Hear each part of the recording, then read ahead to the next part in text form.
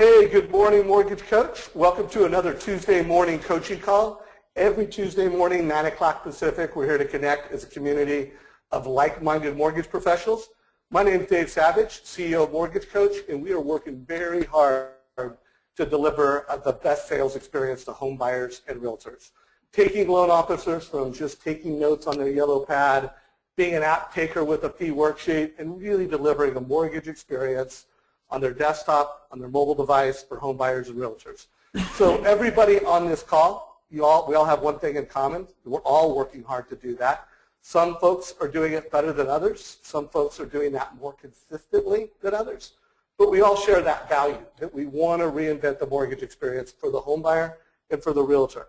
So I've got a great guest today, Mr. Steve Scanlon. Steve, welcome to the call, my friend. Thanks. Great to be here. There I am. Good to have you. We're going to do this call a little bit different. Steve and I have chatted a few times recently, and every time we've had conversations, I can only speak for myself, but it's been very inspiring. It's given me a lot of new insights into how I can improve myself, how I can, we all have success habits. We have things that we like about ourselves, things that we don't, and how do we change for the better? And I think Steve is going to bring some great ideas into the call. Steve, if you could be my co-host for about 5 minutes, and I'll formally bring you into the call. Co-hosting. Co-hosting. So want to remind everybody to connect with us on Facebook, LinkedIn, YouTube. This video, like all the calls that we do, will be posted after the call. So if you want to watch the recording, just go to our YouTube page. Make sure that you connect, subscribe, so that you get alerts when we post things. A couple things before I bring Steve into the call. I want to follow up from last week. We had another exciting award. Last year we were one of the top 3 mobile innovations of the industry, according to Mortgage Technology. And last week we were considered one of the top 50 service providers. So something we're really proud of. I want to thank everybody on this call. That's all because of you. All of the ideas that we add to our technology, to our framework, it comes from the Mortgage Coach community. So if you're active in sharing ideas, if you ask questions on calls like today, if you come up to me at events, tell us what you like about us, tell us what we could do better, that's how we stay good. And a big kudos to everybody on the Mortgage Coach team. We're proud to be one of the top technology companies, mobile companies in the industry. Kind of the follow-up that I want to do from last week, just as a reminder, and for anybody that missed this call, I had Ken Perry, a compliance expert, on the call, and I really loved having a compliance expert on the call because I do believe in today's market, not only do we need to be great at sales, we need to be great at turning compliance into a competitive advantage because so many loan officers and so many lenders, they don't see it that way. They just see it as a big problem. If you have a better attitude around it and if you tactically execute the way Ken talked about in the conversation we had, it can just improve your competitive advantage in the marketplace. So as a reminder, are you quoting rates or do you really deliver a mortgage experience? Now, because you invest in Mortgage Coach or because you're on this call, my guess is you'll want to be delivering experiences, not just quoting rates. You want to be consistently wowing your home buyers at the point of sales, but let's face it, what we want to do and what we actually do sometimes are different. Another great reason to have Steve here today. And when you think about how are you wowing realtors during the rate quoting process, during the pre-qual process, TBD, when you're getting a borrower and they haven't picked a property yet and they're trying to determine what's the best loan for their needs, are you wowing? Are you differentiating? My guess is, and if I ask everybody to raise their hand, who wants to do this each and every time, I'd get literally everybody would raise their hands. And if I really asked who's doing this with each and every home buyer, each and every time, it would be a smaller number of people that would still be standing. So I'm excited to bring Mr. Steve Scanlon in for lots of reasons, but to really talk about change. How do we add new success habits to our business practice? Obviously, everybody on this call is a Mortgage Coach member. So how do we make sure that the things with the Mortgage Coach tools are we implementing and executing more consistently and more effectively? So I interviewed Steve last about a year ago. I mean, literally, I think, look at the date on that, May 21st, 2013. And it was a full hour interview. although a lot of it was where I was interviewing him around the art and science of selling. And 16 minutes of it was about Rewire in the lizard brain. And Steve, I know you've been on a big journey. It's been a year since you were last in the mortgage coach community. Obviously, you've got a website now. You've defined Rewire. You've learned a lot. You've shared a lot. And I would love to know a little bit more about Rewire, the way you think, and the concept of change. How does that play into Rewire in the conversation today? Wow, that was like 19 questions all in one. So I'm good that way. Yeah, I guess I would first say that the company is it's changed quite a bit, and you know, I have a couple of mentors in my life, and one of them has been super instrumental for me in that one of the things that he has taught me is to not take any of the messages out that we're doing here in the company that we haven't really absorbed ourselves. And so it would be more than just a little gosh, Dave, how could I put it? To me, it's a level of hypocrisy not to go through what you're trying to teach other people. And so I think our company does a lot of changing. It's going through a metamorphosis, and it changes a lot. And so, yeah, I mean, at one point, I think when you start a new company, you think, gosh, we got to get our website done. Maybe a lot of people on the call have thought that. And so you come to realize that it's not done, ever, ever, ever. And so you're constantly going through that change with technology. We're going through a change in how we share the Rewire concepts, how we share with Lizard Brain. We hope to get better, and we would like to think that we're getting better every day. And that's the positive way to say it. But getting better, as I might share later on in this call, is not always positive, because getting better is actually change, and our brains don't really like to change that much. So yeah. You know, everyone says that change is hard, but we actually are trying to get into the art and science of how hard it is. Not to just point out how hard it is, but I think sometimes by understanding the difficulty of it, you know, you can, I think we're much more equipped to battle what it's really about, as opposed to when we just don't understand it, or we whimsically just say, oh, change is hard. No, we're really into why it's hard, how it's hard, and really studying that for the purpose of hopefully making improvements ourselves. So there's no doubt change is hard. I mean, anybody who's on this call who, and again, I'll bring it into mortgage coach land, who has made delivering a mortgage coach experience something to do with each and every borrower, think back before you did that, and it was tough.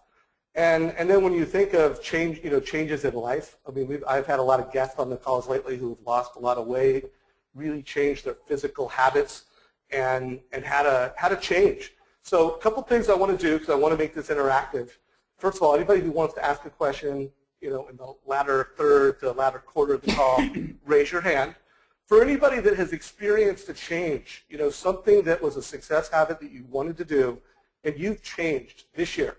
So I don't want to know about what you did last year, at least not in this call right now, but anybody that would say, you know what, I've really made a radical shift, a radical change in how I'm doing business. Maybe it's something to do with your family, something that just comes to mind, a change that you made.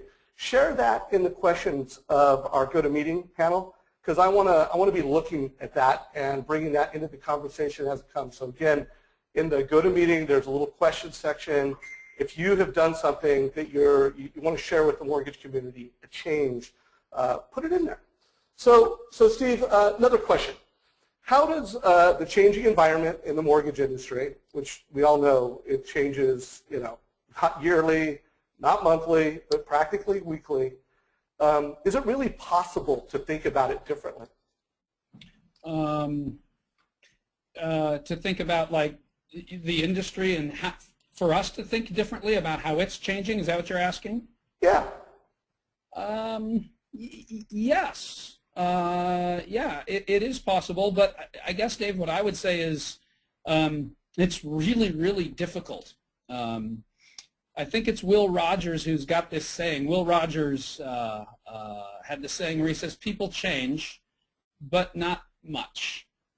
And every time I say that when I'm with people, you'll get this sort of head nodding like, yeah, people agree with that. And I think we see it in ourselves. We don't change a whole lot. And again, I think this is what I did in the last call, even though it was a long time ago. There's a certain part of our brain that doesn't want us to change. And arguably some of the most difficult people to help change, even as you talk about the mortgage world, are people that have had some success, because the success will further have your brain telling you, why would you go through these changes when what you did before has brought you to where you are? And I think that sort of accentuates even Jim Collins, for those of the people on the call that have read Good to Great and Built to Last and How the Mighty Fall and some of Jim Collins' work. He's kind of got, he had his own little quote where he said the enemy of great is good. And right. There's a lot of other science behind that, but I think one of the more challenging things, this goes for athletics, Dave, right? I mean, when people get on top, how do you stay on top? And that, arguably, you can ask any athlete that's ever won anything, the repeat thing is one of the most difficult things, because it's just your brain, to repeat, we often have to think differently, and there's whole parts of our brain going, don't do that, because the last thing you did brought you to so much success. So yeah, I absolutely think there is a way to do it, but be reminded that oftentimes we choose not to, especially in this industry, because the industry has brought us so much success. Yeah, no doubt. Well, and we've just come out of a very difficult period. And I look at mortgage professionals in kind of three buckets. There's a 20% that are just thriving. They're achieving their goals. They're among the President's Club within their organizations. You've got the middle 60%, which, they're struggling at one level or another, and possibly, the whole concept of good being the greatest enemy of great is possibly just, their standards being one of the biggest challenges. And then you have, the bottom 20%, which are really struggling. I mean, they're in difficult times. They do not have a thriving, sustainable career in this business. So there's no doubt we got to speak to people in different lenses. And I'll let you decide, how to bring that in and when to bring that in. But when I think of Rewired, I think of the conversation that we've had around rewiring.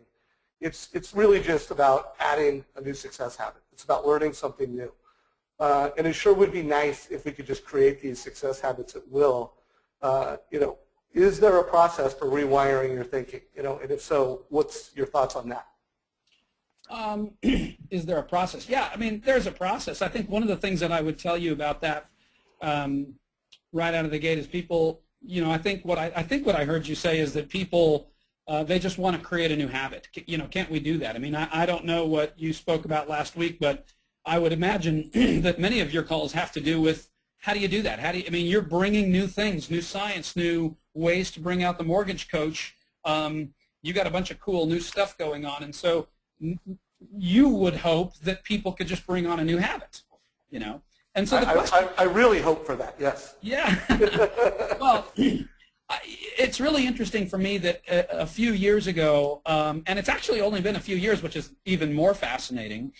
I don't know who, I'm sure someone might even write in and know this more than I do, but there was the first scientist that figured out that you could connect neurons in the adult human brain. They can actually isolate and understand the effectiveness of what a thought is between your prefrontal cortex and your limbic system. And when you have a feeling and a thought and it goes back and forth, that's called a neural pathway, right? And we have millions of these things going on all the time.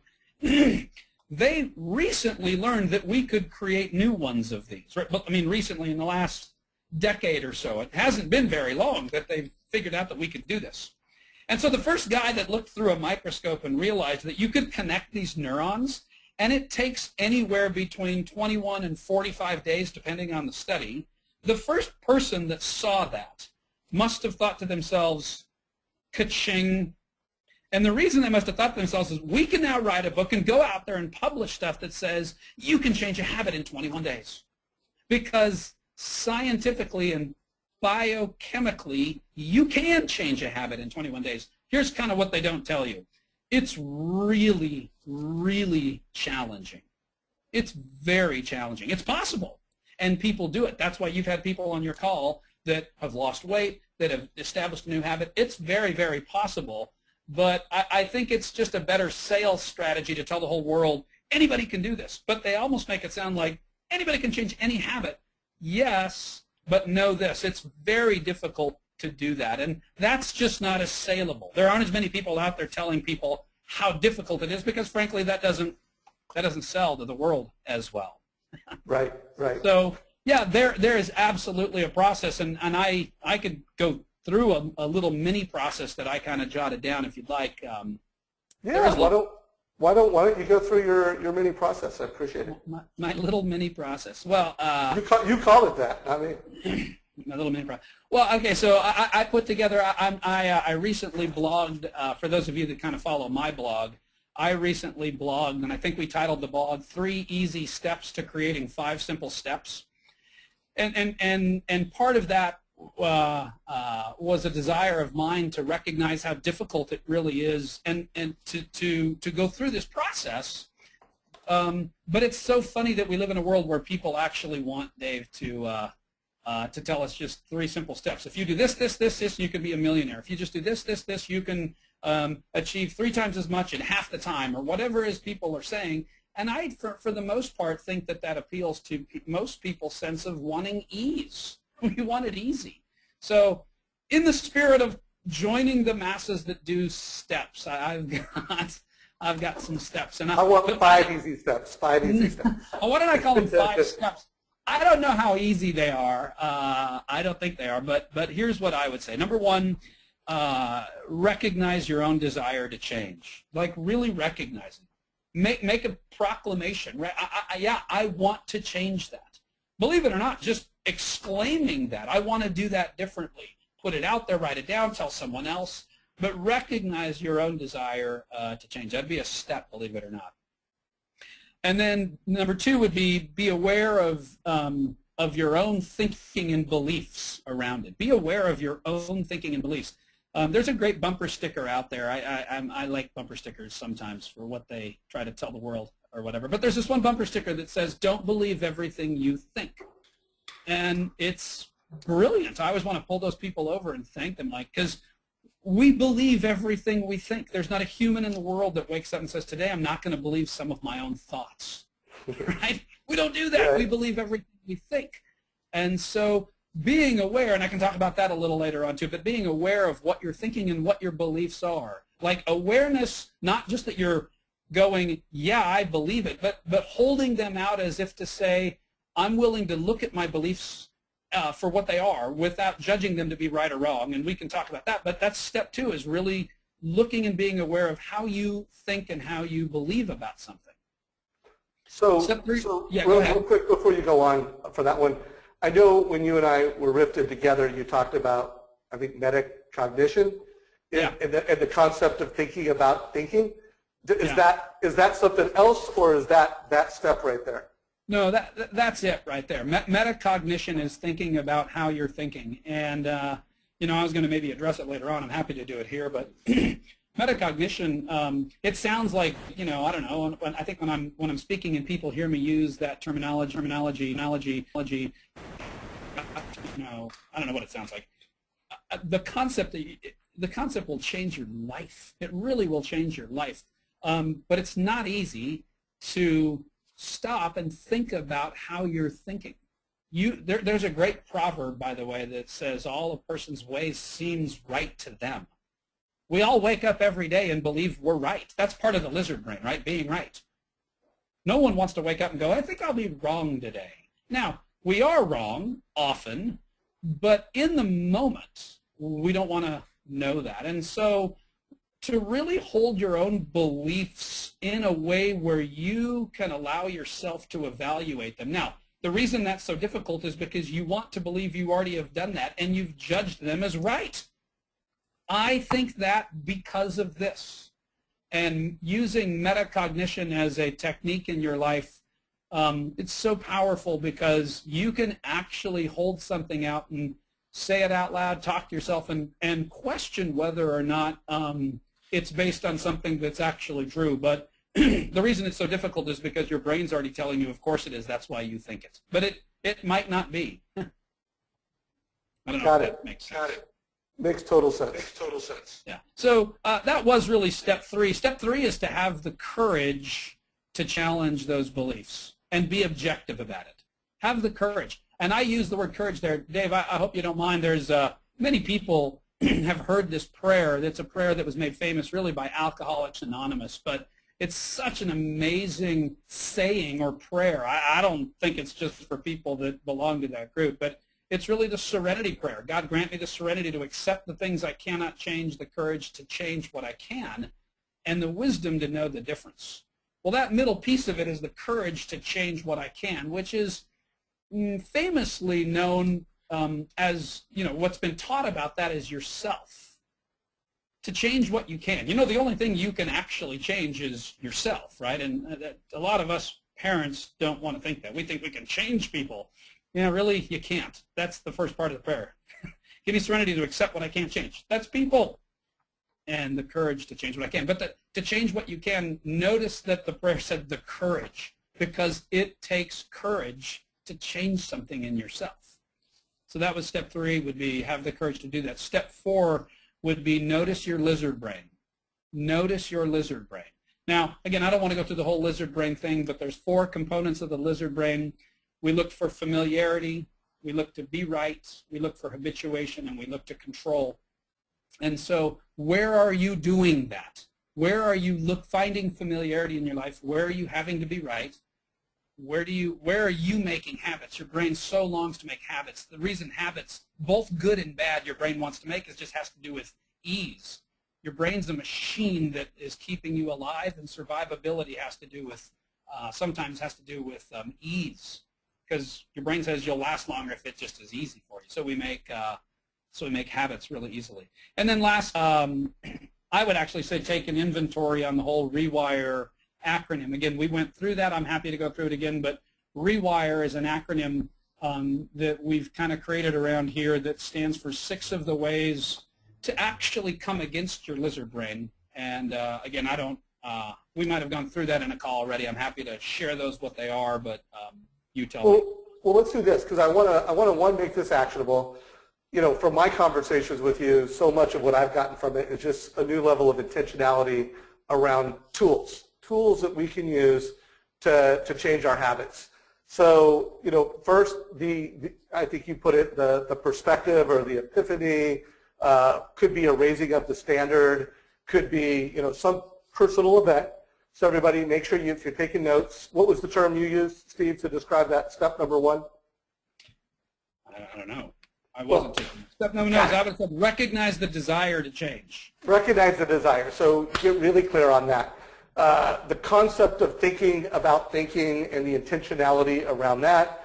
The lizard brain. So everybody, if you didn't listen to that interview with Steve and I a year ago, there's 16 minutes on that. And I do think you nailed all 4 topics and a whole new level of intentionality around that. And then you talked about Rewire. So Steve, why don't you break down the Rewire? Because I just want everybody to really unpack the tools that you have, the thoughts that you have, obviously to go deep, to actually increase. Everybody on this call, you have changed.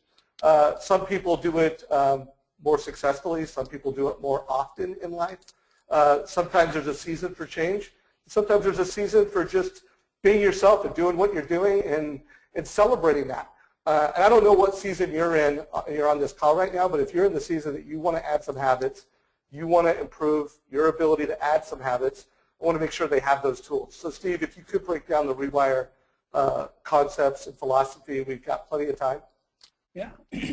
Well, again, I got to go back to you saying that people change. I want to say I learned this from Daniel Harkavy to be certain, but I can't remember where we learned things. I'm pretty sure Daniel said this, but people don't change until they've either, one of 3 things happens. You've either had it, like you're fed up, you've either heard it, like you've heard enough times, or you've had it, heard it, or hurt.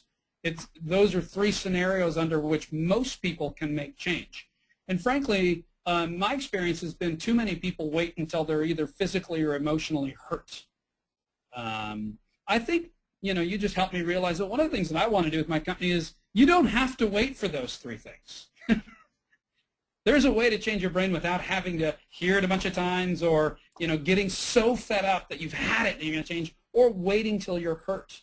And so, yeah, I mean, I definitely think that the Rewire concepts can help people specifically not have to have one of those things in life, a serious circumstance, a diagnosis, someone that's close to you getting hurt or whatever it is. Those things can cause us to change, but the truth is we possess an amazing power to do that long before we have to wait for those things.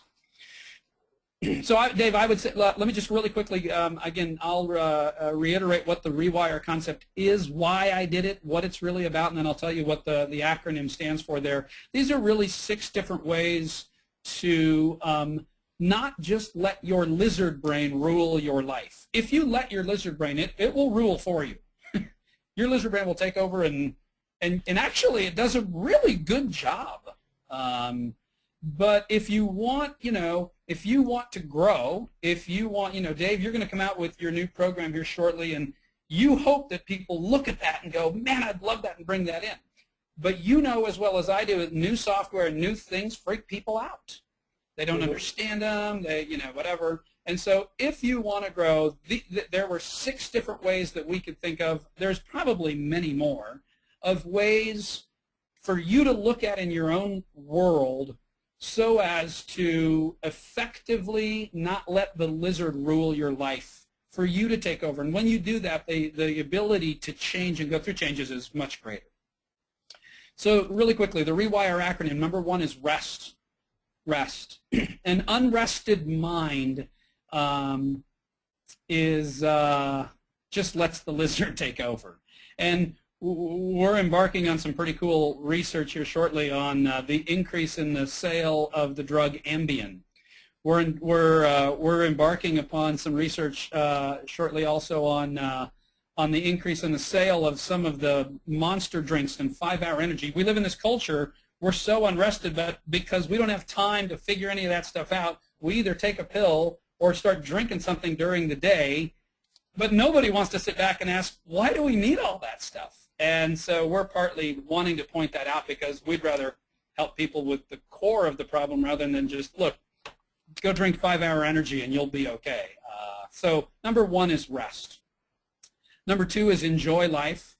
My partner Jason Abel on the East Coast, we spoke this morning, and I asked him what he did over the weekend, and he was out on his boat, and he just loves life, and it was great, to just hear him enjoying life.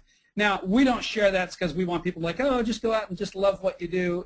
Some of that can sound kind of fluffy. The truth is your brain does some really amazing things biochemically when you enjoy life.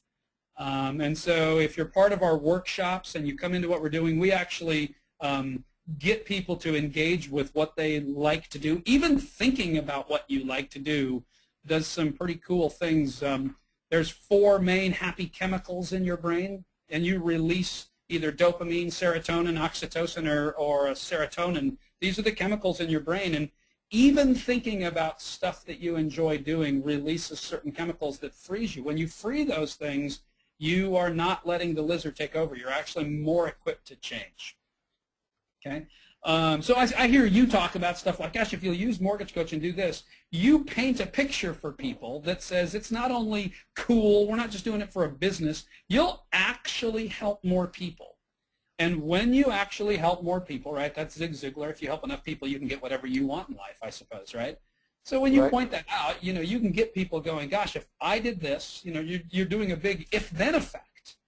If you can get people using this technology, they can help more people. If they help more people, their business gets better. If their business gets better, hopefully they can go out and enjoy life, more. And that's why I would guess you're doing what you're doing. No doubt.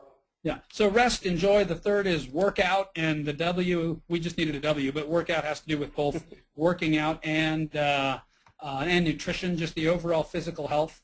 Again, I always tell people, look, if you want to, weigh less, fit into your clothes better, look better, all that stuff. You know, frankly, I don't care. I mean, that's not why we do it. We mostly talk about working out because really the effect it has on the human brain. I mean, it's unbelievable the amount of research that's done on how many endorphins and how much serotonin is even released into your brain, even in a brisk walk. And yet you talk about that with people, and look at the industry we're in. We're an industry of sitters. I think it was about a year ago, I always tell people, there's this great article in Runner's World. You don't even need to read the article. You could resource it for people, I'm sure, because it's out there. But the article was titled, Sitting, the New Smoking. And so, like, there, I mean, you can go read the article, but you get the gist of it. You know, they've a sedentary lifestyle, just sitting all day. You know, there's people that have done all their research. It's worse than smoking. You know, right. So God forbid you do both. Anyway, rest, enjoy, work out, invest. Invest is investing in other people. Invest with your time, invest with your money, teaching people how to become really great givers. When you give something, something changes in your brain. We can talk a little bit more about that. The second R in Rewire is release. This one's a little bit more challenging to flesh out on a call like this without helping people go through some exercises, but release is all about learning to forgive people. When I came up with this acronym, I kept going back to the lizard brain. Your lizard brain is gripped by this whole having to be right, and we're wronged sometimes in life, and we know it. And so learning the art of letting go of situations and people when you are wronged is really important. And inevitably, when I teach that in our seminars, someone will raise their hand and say, releasing people is this or that, but how about, you know, the number one person for so many people is themselves. Right. Look, if you don't learn to release yourself from guilt and some stuff, and certainly people and circumstances, you're not going to shrivel up and die. But again, your lizard brain is probably going to take over, and so it's a daily deal. It's not just some big thing that happened to you. It could be small little ways. I always tell people, if you travel like you and I travel, Dave, if you don't learn to release, you're going to go crazy. Because some of the rules and what you have to do and watching people and stuff, release people. It's a daily practice. But when you do, you release something in your brain, and there's some really cool science behind all of that, and we're fleshing that out now. And then the last is execute. How do we teach people to have a plan? Still, so many people don't have a plan. Lizards don't plan, right? And too many people wake up in their day and they're like, I know what I'm going to do today. And I always ask people this. I mean, people wake up and go, I know what I'm going to do. And next thing I know, it's 5 o'clock. And so what that's really about and how we can help people execute into it. So rest, enjoy, work out, invest, release, and execute is the Rewire acronym. Well, I love so much about this call. I hope folks are taking notes. So often when I come to these calls, they're very tactical. You know, we're interviewing a top producer, and then I'm netting it out and go, what's special about Jeremy? Well, he's got a great attitude, he takes great actions. Okay, guys, here's the 5 actions to take. But to Steve's point, if you're not well rested, if you're not going to be able to add that habit because you're in stress lizard mode. By the way, if you don't know what lizard mode means, then you can't use the tools that Steve just talked about. If you're not walking and you're just sitting and you don't have an active lifestyle, whatever that is, whether that is truly an intense cardio workout or whether that's a 30-minute walk around the block as you're having a walking meeting, which I've been trying to do a lot more myself. This call I love because I saw someone, and by the way, I love the question, how can I use this to help me with referral partners and realtors? So first of all, thank you for asking that question. It's a fantastic question. I would just say it starts with us. I mean, this is a call for us to how can we work on ourselves, be more intentional, become better loan officers, adopt the habits and the things that we need to do to be successful, and then bring that. So I'm not going to even bring that question to Steve because I don't want to get tactical. I want to keep it high level. So a couple things, everybody. I do want to get more change stories from folks. You guys have not participated at a level that I know this community is capable of. So please share your change stories. I'm going to share a few of them when I get a break. Also, if you want to raise your hand and you have a change story that you want to share with the group, and Steve and I can riff on that. I am going to look for open hand or raised hands in about 5 minutes. So Steve, before, I don't want to rehash what you just said because people can listen to this recording and they can listen to that call we did before. I want to talk about something else because I've been very focused on how can, as a leader at Mortgage Coach, help mortgage coaches change and adopt, our habits better.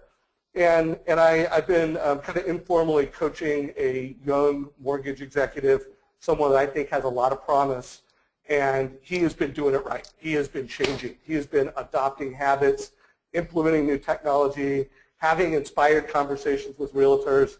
And I was just, talking with him and really trying to listen to it from his perspective. Why are you being so successful with this and other people in your office aren't?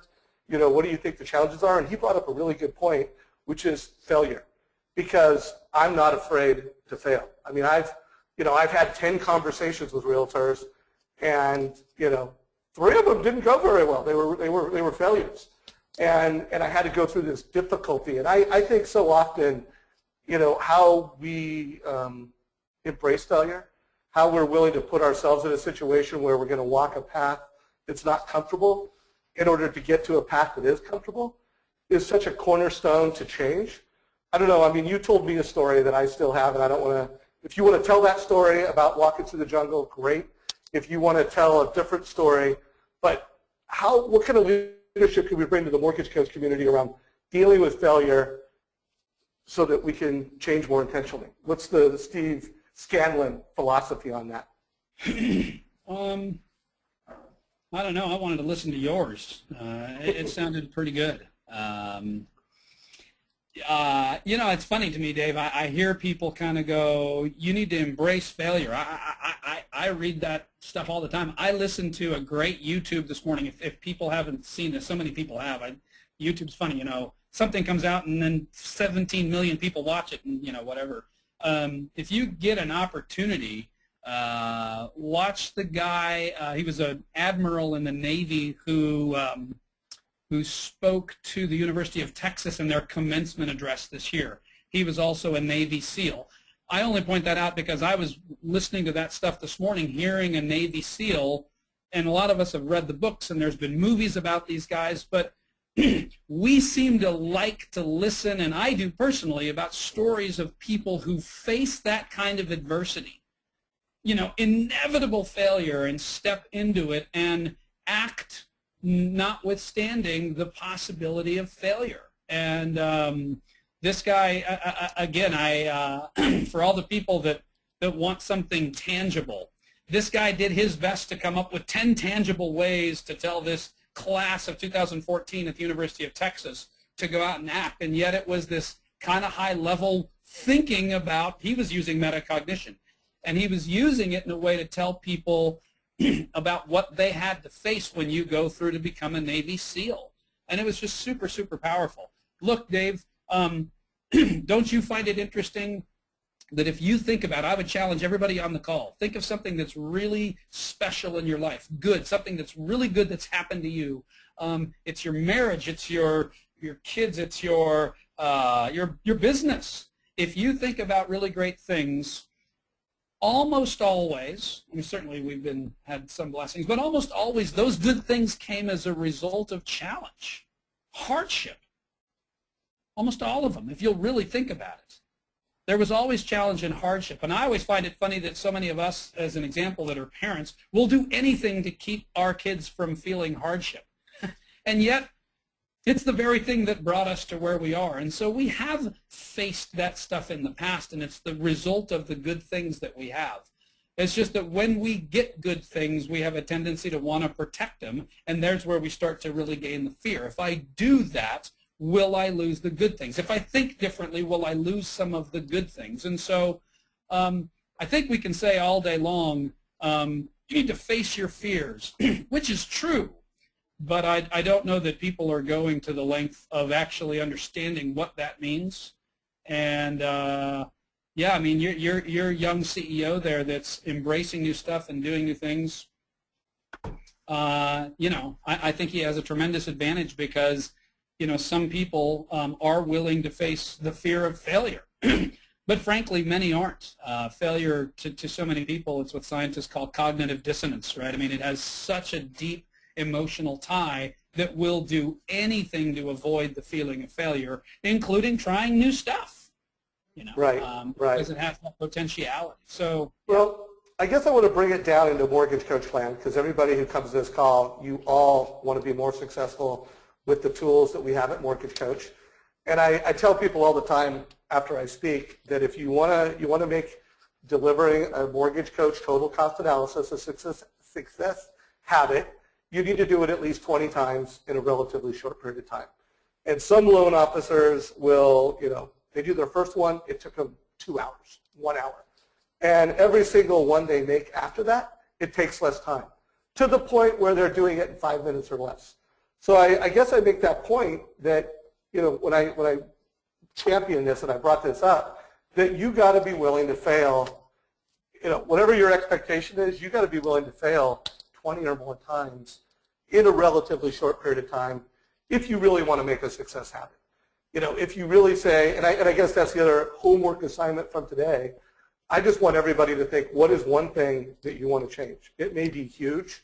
I want to lose 100 pounds. You know, it may be small. You know, I want to wake up earlier, although for some people that's pretty huge. It may be I want to take walks more.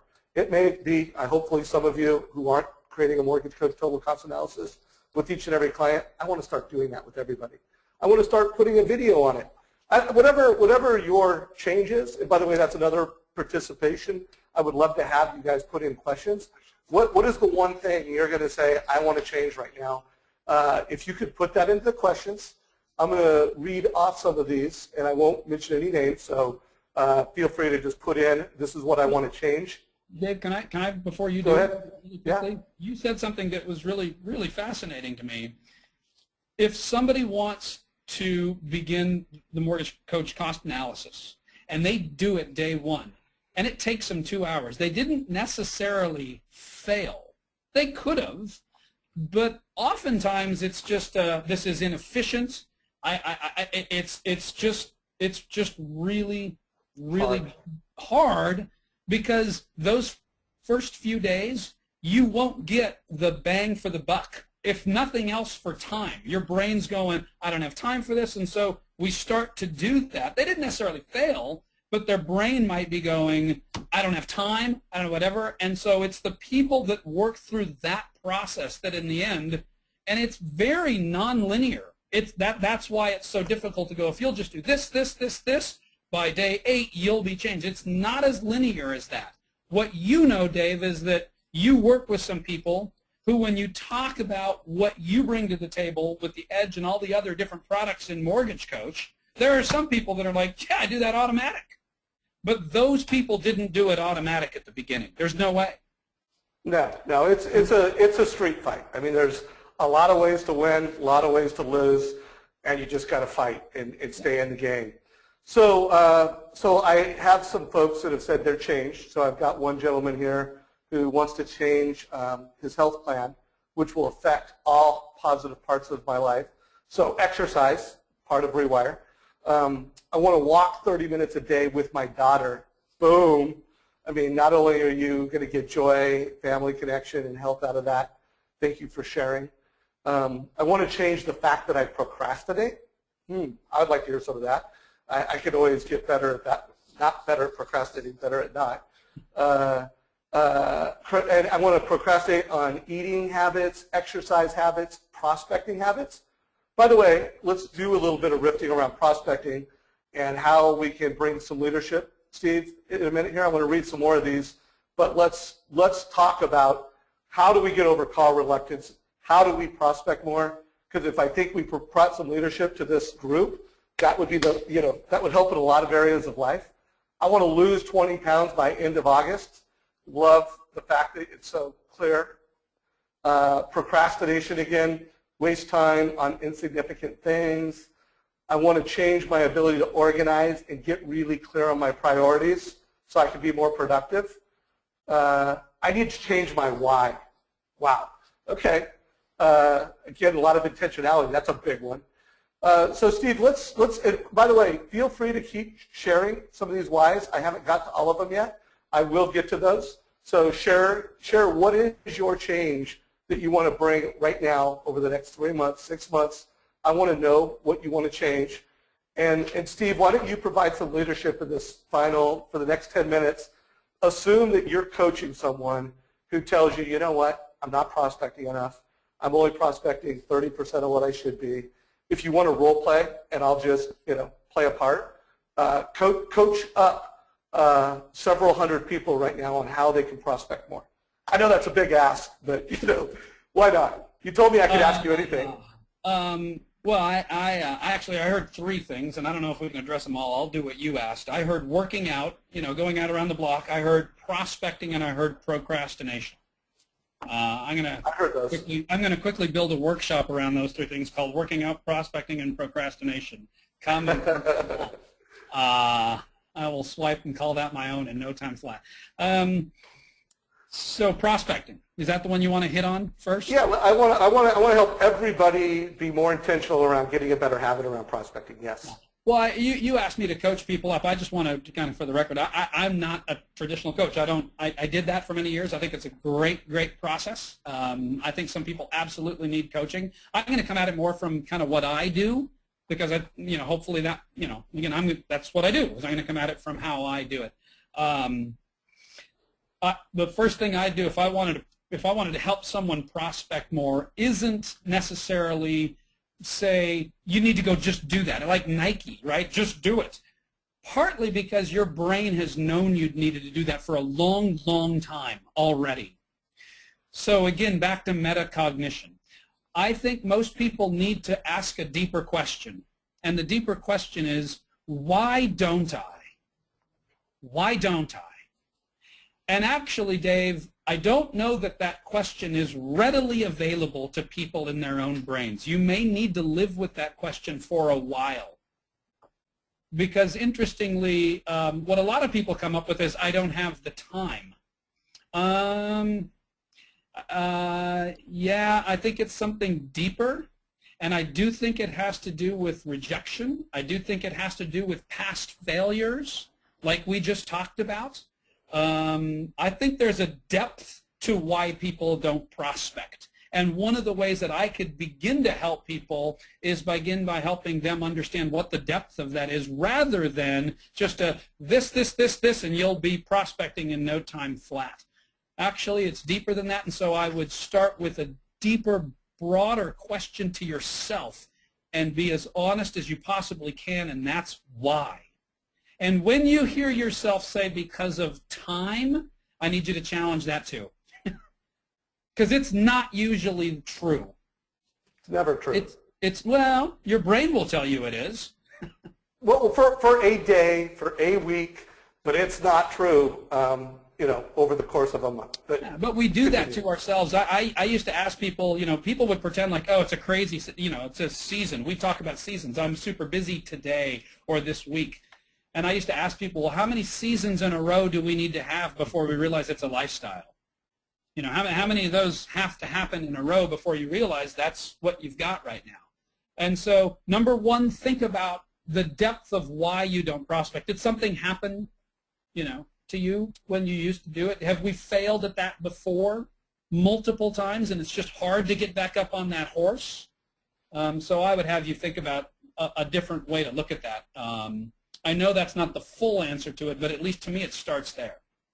So I'm going to throw another couple more out. By the way, Mortgage Coach community, guys, we're getting deep, and you're really being transparent and sharing some pretty deep stuff. I really want to let you know how much I appreciate that. And like I said, I won't read any names out. But I like this a lot. I want to practice recognizing the fear in my life and what opportunities I'm missing because of its paralyzing effect. Whoa. That is so awesome. We need to come on tomorrow and do a 1-hour call just on that. That's whoever wow. wrote that right there. First of all, I'm grateful you don't read any names or whatever. That took more courage to even say that out loud. So you really, whoever that is, they're to be commended. Fear is paralyzing. And we do have to recognize it, right? Here. I usually, again, I gave you a prayer. I'm going to quote from Sun Tzu, the Chinese philosopher. He said this. He said, know thy enemy. Know thy enemy. You see, by not knowing what that fear is, effectively we can get our butts kicked by something we didn't want to recognize. By knowing it, we at least have a fighting chance. And but there again, Dave, here we are on a call talking all deep, right? Who wants to really know that? Who wants to read a book on who the enemy really is? We want to read positive, fluffy stuff. I'm telling you, for that person, if they would actually get in tune with what that is, name it, understand it, they are well on their way of beating it. Really, really hard to beat an enemy you won't want to recognize. Wow. So, and everybody think about it, how much we can put that step of the process around everything. What is your change? So again, folks, we've got about 9 more minutes left in this call. I love reading these change, what I want to change. Please keep them coming. Steve, if there's a second step, I mean, you really, I think you connected. What is the why you have it changed? Give us a couple other steps from a Rewire coaching perspective. What are some other thoughts in terms of addressing these big monsters like fear, like prospecting, like mortgage coach? Give us a few more nuggets. Well, Dave, golly, it's getting so big. I almost want to stop it if people would be willing to see fear for what it is, to be willing to sit with it and go, is that what it is? That is so the beginning of things. And that is metacognition. So many people like you're asking me, let's give us something that sticks. How do we take this away? And you and I talked a little bit about this, those stick men that I have. I don't know, I could probably even put it near there. They're back here on my board. Can people see those stick men right there? There they are. There they are. Those are I call it the stick men that changed my life, because Lyndon Crow, my mentor, really taught me about metacognition. That was the ability to see yourself. Those are 2 people, and one of them is looking at themselves. They're both you. Your ability to see yourself is metacognition. Look, I know you bring people onto this call and you want them to have more business, go out and work with more realtors, prospect more, and all that stuff. If you will use metacognition and catch yourself and be willing to think about how you think, that person that said, I'm willing to look at what the fear is and spend some time with that, really understanding that, I don't have any other steps. There are stuff to do beyond that, but the willingness to do that's massive. Massive. And I can tell you right now, fear cripples more people. It's just fascinating to me to watch people in mortgage banking, like you said, there's this 10-20, right, the whole 80-20 rule and all these people. Most of the people that are in the higher echelons of mortgage banking, if you look at it, intelligence isn't the key factor. I'm not saying they're not intelligent, but that's not the key factor. Programs and products and pricing, I mean, yeah, I think you bring something to the table that's new and unique, Dave, but people have access to it. Really, the key factor, and again, this is summed up in the phrase of emotional intelligence, or however you want to see it, is the willingness to really navigate through change. And will we change the way we think, and will we change the way we do stuff? Not just put it down, not just say, go do it. Not just believe, oh, stop procrastinating. No, look at why you do that. Really understand that. You begin to do that, and you use some metacognition, it'll stick in your life. It's very, very powerful. So I'm going to do a bit of a wrap up, and then I want you to think about how to make this actionable. And by the way, it may be you just repeating what you just said as we wrap up this call, but I want to, the concept of stickiness, making things stick. When people get off this call, what do they do today? What do they do for the next week between now and the next call? Again, coming at your perspective from a coach. So when you think of Rewire and you think of what Steve's brought to us, I mean, if you go to his website, which, by the way, it's a fantastic website. I love your blog. I subscribe to it, and I read what you write. There's a lot of content out there. We all know it. And there's a lot of noise. I don't think what you're creating is noise. I think it's really powerful. But you think of emotional intelligence. The lizard brain, like I said, guys, I did an interview a year ago. That is in YouTube. I will put a link to that in the comment section of today's Facebook call. So, there's just a total 15-minute from Steve, what is the lizard brain from his perspective, and how can even knowing what the lizard brain is, being intentional about the lizard brain, how can that be a tool to help you change? The metaphor for Rewire. So if you didn't write it down, first of all, re-listen to this call again. I'm going to just summarize it, and then Steve, I'm going to give you the final thoughts as we wrap up today's call, but it's rest. And by the way, on Steve's website, he defines rest in his voice. Enjoy. Steve puts his definition of that. Just great notes. I mean, I hope you took good notes because that will help this content really sink in. But if you didn't take good enough notes and you want to go back and review this, there's a place to do it. Rewireinc.com. Work out, invest, release, execute. Again, this is the process that Steve has brought. Obviously, part of why I bring guests into these calls is to help you be more successful in a very general sense, but to help you be more successful with mortgage coaching, the tools that we have. So Thursday's call are really tactical. If you want to know how to do an FHA versus a conventional, if you want to do something really tactical, we'll help you there. Our Tuesday calls are for ideas. They're for big concepts. And I think we were really high level today because we want to help you be able to deliver that wow experience everywhere, and we want you to be able to do it with our technology. So hopefully, you're really committed to delivering that wow experience from a mortgage coach perspective with Realtors.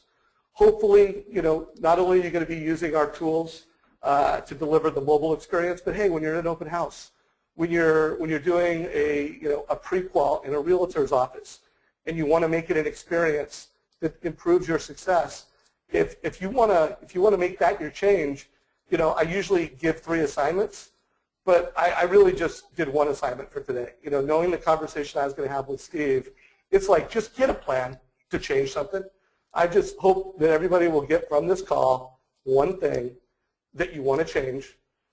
Again, it won't hurt my feelings if it is not mortgage coach. This is a big call. You could change lots of ways. I hope you will add what we do as a success habit, but whatever that is for you, tackle one thing. And again, we're here at Mortgage Coach Tuesdays for this type of a call, Thursdays for something very tactical, very technology driven, and then Fridays if you're new to the Mortgage Coach community and this is your first call, or if you haven't created 20 TCAs yet, come to our Friday session. A reminder, we did record this, so you can listen to the recording from YouTube. Want to give you a reminder that I'm going to be interviewing Ryan Hill, who is just a fantastic mortgage coach leader, next June 3rd at 9 o'clock.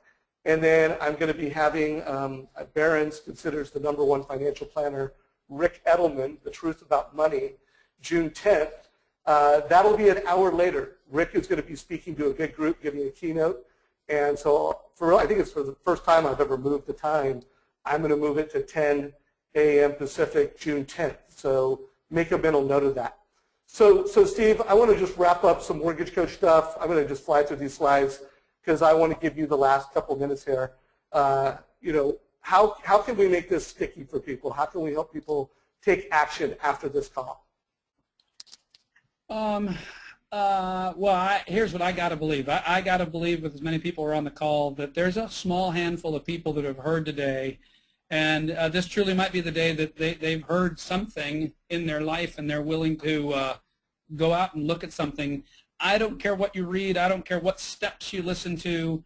If you want to start something new, there's no other way than to go out and again, I'm going to kind of violate my own principle here, but just begin to do it. The only thing that I would say is different is use metacognition. As you begin to do something new, your brain will have all kinds of bells and whistles. It's not good. I don't have time. I've done this before. Pay really, really close attention to that. Know what that's really about, because when you draw that to the forefront of your mind, you're much more equipped to navigate those first few days of creating something new. And as far as I know, there's no way to evade the pain. There's no way to do it. And that's why it was so powerful to listen to that guy this morning again. Look, if you want to be one of the best, I think you acclimate yourself to the idea that there will be pain. And so I don't think success is ever, or courage isn't the lack of fear.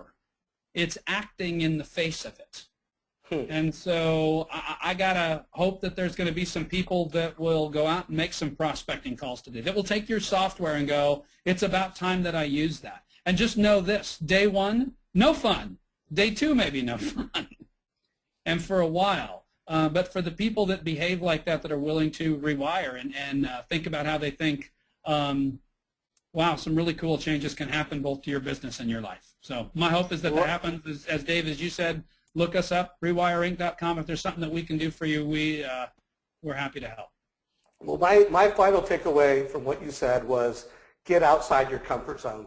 Pick something that's big that would really make a difference in your life and operate for the next today, the rest of the day, tomorrow, the rest of the week outside the comfort zone. So, Steve, thanks for the time you took to prepare for this call. You and I have had a couple of conversations, and I know you brought it from the heart, my friend. Appreciate it, and look forward to the next time you're in the Mortgage Coach community. And everybody, I hope you go out there and do something special with the content from today's call. Take care, everybody. Bye. Thanks.